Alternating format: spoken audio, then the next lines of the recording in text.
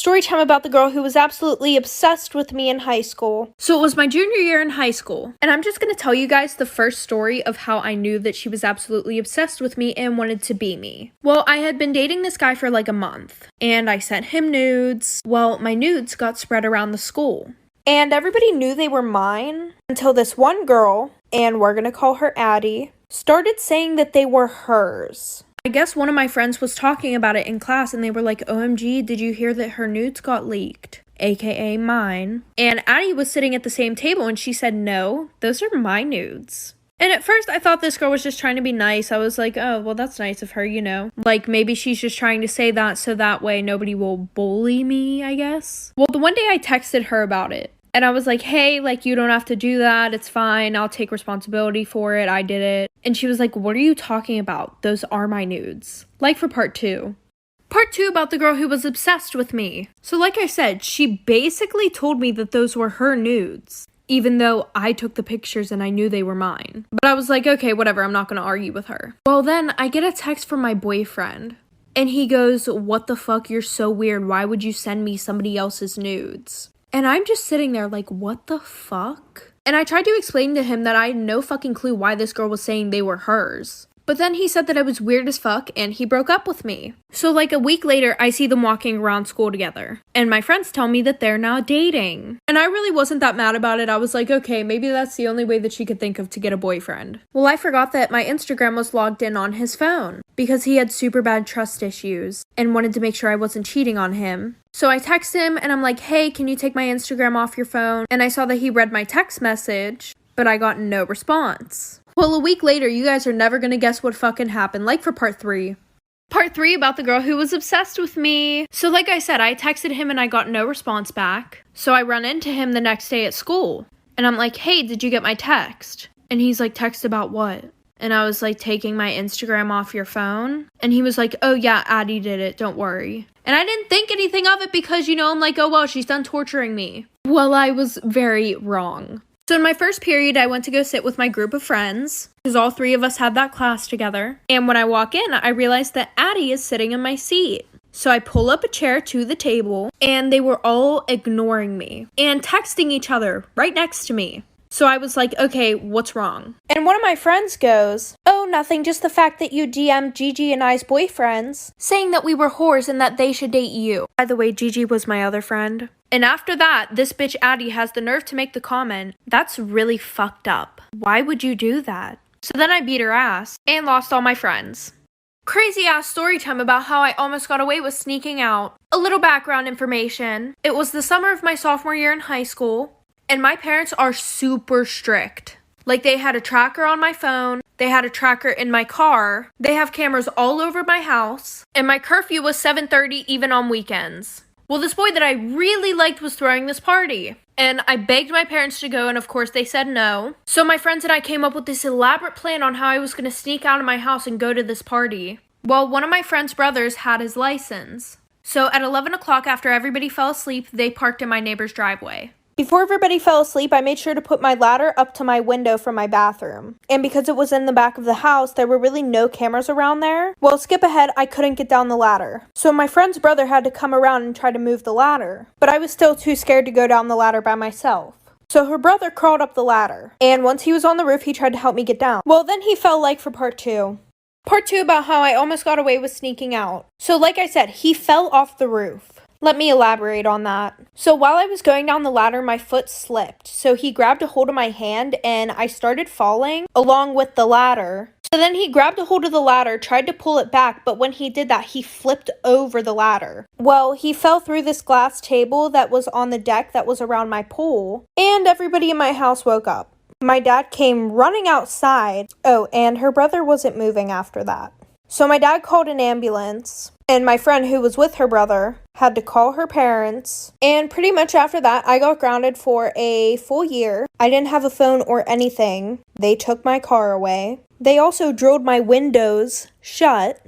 My friend didn't get grounded because her parents knew that she was going to this party. Oh, and her brother was in a coma for 3 months.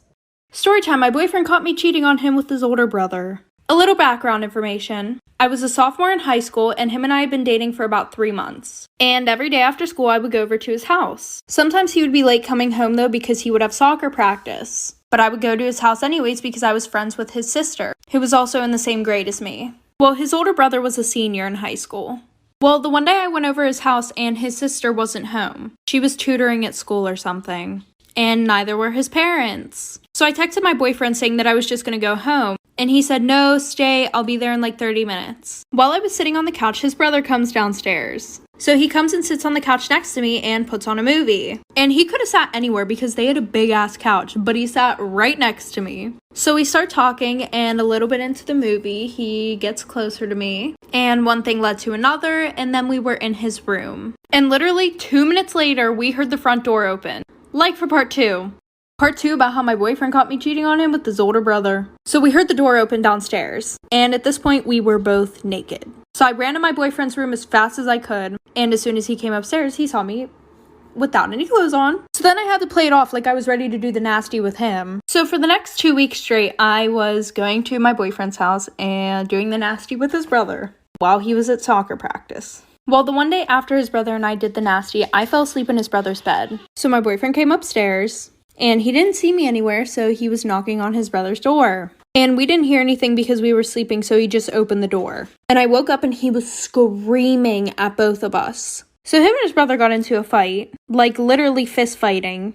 I was trying to break it up, but then I was also trying to put clothes on. And when my boyfriend saw me trying to get dressed, he took my clothes and told me to get out. And when I wouldn't get out because I didn't have clothes, so he literally grabbed me and threw me outside. And then he came back and threw a towel at me, so I had to walk home with only a towel on.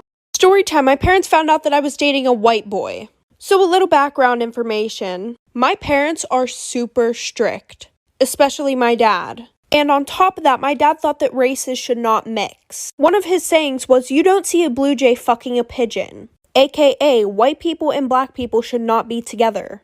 Sounds fucking stupid. Yeah, I know. Anyways, like I was saying, it was my freshman year of high school and I had been dating this boy for 2 months. And of course he was white. And we had to keep it super low-key because if any of my friends found out about it, they would have fucking told my dad. Now when I look back at it, those weren't good friends at all. Anyways, every Friday, my boyfriend and I would go to the movies. And we would go to this theater that was 45 minutes away because nobody that I knew would be there. The only person that knew that I was dating a white boy was my sister. Well, the one day after the movies, I couldn't get a ride home, so I had to get a ride home with him and his family. And as soon as I pulled up, my parents were waiting outside, like for part 2.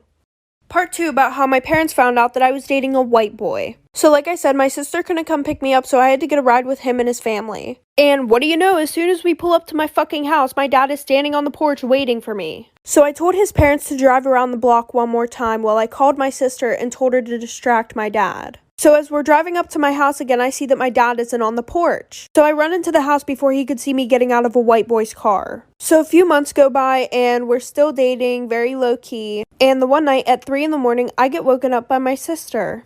And she says, you better delete any pictures that you have of you and you know who off your phone. And you better come up with a story right now. Because one of your friends took pictures of you walking with him in the hallways and kissing him behind the stairwell at school. So after I deleted everything off my phone, a few seconds later, my dad came into my room screaming his head off. He was so mad. I ended up getting my ass beat, and I also got grounded from my phone for 4 months. But after that, my mom ended up leaving my dad, and then him and I got back together. Part 2 about how my boyfriend found out that his best friend got me pregnant. So like I said, my boyfriend was black, his best friend was white, and because I doubted that it was his best friend's kid, I decided to wait it out. Say it with me, bad idea.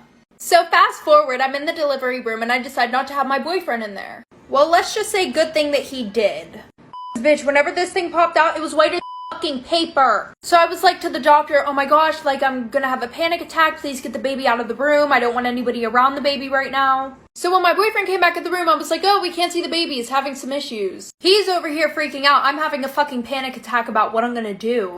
And they brought my kid back and I was like, that's not my kid. And this girl looked so confused. She was like, oh, okay. And my boyfriend and I are laughing. We're like, oh, haha, that's funny.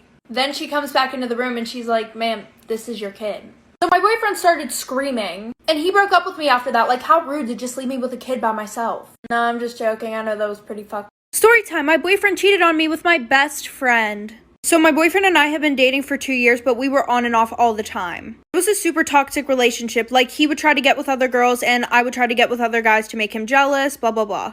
Well, a week before Christmas, him and I broke up again. And I had my best friend sleep over that whole week because her parents were in Ireland. And my boyfriend lived right down the street from me. Like, it was probably a 2-minute walk to his house. Well, for the first 3 nights, my best friend would go on a jog every night and she would be gone for like 2 hours. I would literally have to go unlock the door at 1 in the morning for her to get back in my house. Well, I think the 3rd night that she slept over, she came back in different clothes. And I realized that the sweatshirt she was wearing was my boyfriend's favorite sweatshirt. But I didn't really think anything of it because she never really showed interest in my boyfriend. But clearly I was oblivious. Anyways. So that same night, I wake up in the middle of the night and she's on the phone with someone. And it sounded exactly like my boyfriend. So I asked her who it was, but she couldn't give me an answer, like for part 2. Part 2 of how my boyfriend cheated on me with my best friend. So she told me not to worry about it, and I was like, alright, whatever. So the next day, my boyfriend shows up at my house asking to get back together. Not a surprise, by the way. And of course I said, okay, we can be back together, blah, blah, blah. So that night while I'm in my room, my best friend's on the phone, and she has her AirPods in, so I couldn't hear who it was. And she was like, okay, I'll be there in 5 minutes. And when I asked her where she was going, she wouldn't tell me. Well, she left her phone at my house. And because she usually tells me everything, I thought that something sus was going on. So I went through her phone. And I see that she's been texting this guy Jay a lot.